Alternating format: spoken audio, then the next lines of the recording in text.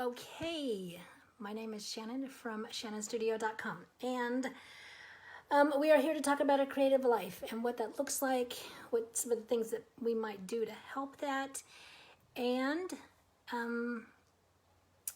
we are talking about Creative Heartbeats Club, and the fact that I'm going to launch I'm going to launch on August 1st. That's the launch date, and we will be, and I'll be. I'm just a little out of sorts, I guess. I've been talking about why I think you ought to join Creative Heartbeats Club the last few weeks. So, hey, Trisha. So, and I talk a little bit about Sweden because I'm living in Sweden. I have been here for a year. It's been an amazing experience.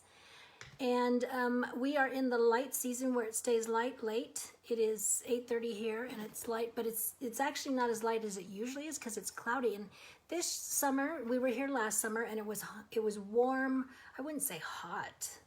I don't know that it ever got really hot. I don't think it gets into the hundreds here. That's hot to me, is when when it gets up in the 90s and hundreds. And so we went to the lake a lot last year, but this year it's been rainy today, and it's rained several times, and it's a lot cooler, and there's lots of clouds, and so it's just a little bit different. Getting all the experience of Sweden. So the boyfriend's in the background. He's working on some stuff. So today we're going to talk about the idea of championing, being a champion of yourself.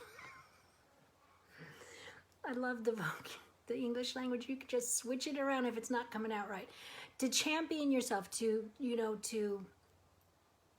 really, that's what Creative Heartbeats Club is all about, is to really focus on yourself, to be able to do things for yourself, to take the steps to understand yourself, to relax yourself, to take care of yourself.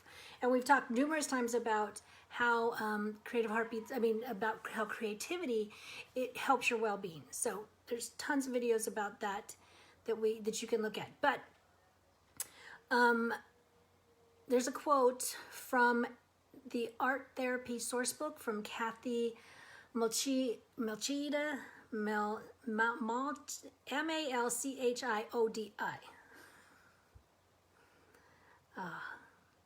Anyways, she says, I recognize the power of art to expand self-understanding, to offer insight not available through other means, and to extend people's ability to communicate.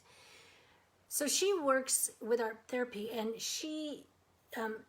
people are having struggles, and so she realizes that and that's what art therapy is. It's to help you have some self-understanding. Hey, Rose, and to recognize things about yourself, and you use the power of creativity and the power of art to do those kinds of things. So if it's good for people who are struggling a little bit in order to express themselves, I think it's really good if we're not particularly struggling with anything major or big. I don't think we have to struggle before we utilize that the power of creativity. We don't have to wait to go, I'm just tapped out and I need something. I think we can feed ourselves consistently as we go. And I thought that was good, that she thought it was, it's not available through other means. Some of the self-understanding that you do isn't available through other means, which when I think about when I'm creative, there's a lot of times where you're sitting doing things and it's almost like, I don't want to say hypnotic, but you get into a state of mind that's called flow, and you can just think. You can just think about what you're doing, but also what you're doing sometimes leads you to just think on other things, to just have this free thought going on in your head. And so I think that's how we can have some self-understanding when we do that. Another thing is that I wrote this kind of fast. Julianne Howe, that's her name. She helps people with dancing. I think she's been on some Dancing with the Stars maybe, but she helps people express themselves physically through movement and dance. And she says, when you connect to your true self, something magical happens. And I think that's the whole idea behind Big Magic, the book Elizabeth Gilbert does, is that there's something that happens in the process of being creative. It's just this things happen in the brain and in your heart that start to create and help us be whole people. In Wired to Create, he says, scientists now generally agree that creativity is not a single characteristic. So it's not just one thing that if I'm curious, then that's it. That's the magic, the magic ingredient. That's the golden ticket. It's not just one thing. It's not just curiosity. It's not just exploring. It's not just trying new things out or having new experiences. It's not just mind wandering or daydreaming. It's a whole list of things. So the quote goes on to say, okay, scientists now generally agree that creativity is not a single characteristic, but a system of characteristics. So it's how things play. Just like when you have a bunch of gears going on, when they're all working, it makes the system work. It's when we start to put into place a lot of different things, it starts to build up the system of creativity. Okay, not a single characteristic, but a system of characteristics, and many theories now emphasize the multifaceted nature of creativity. And so with Creative Heartbeats, we're going to do different, we're going to be thinking and exploring and being inspired and doing. In the National Education Association, NEA, they prepared this report, and is preparing 21st century students for global society. And they came up with 4 C's, 4 things that they feel like students need in going forward in a global society. So what they will need, and I would, I haven't read the whole report. So I'm stretching a little bit here, but I don't think it's that kind of a weird stretch, is that we as adults could use these things too. So the first C is critical thinking and problem solving. And that's where we're going to work with the idea book. And that's where we're going to have prompts to help us think critically, move into thinking about things differently, and solving problems. Even if they're creative problems, it's still solving problems.